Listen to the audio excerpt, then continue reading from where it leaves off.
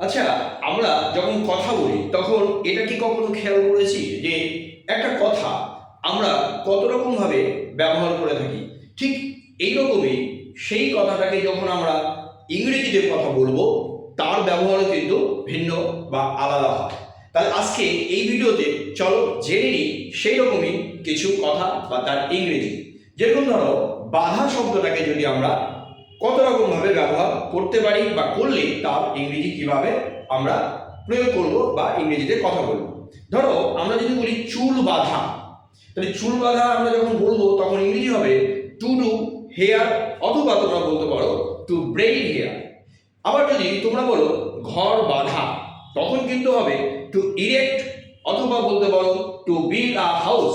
ঠিক তেমনই যদি তোমরা কেউ বলো যে পাগড়ি বাঁধা, এই পাগড়ি বাঁধা ইংরেজি কিন্তু হবে to put on a turban.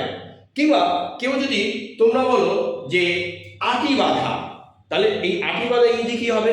Two bind, কি হবে? To bind years into ships.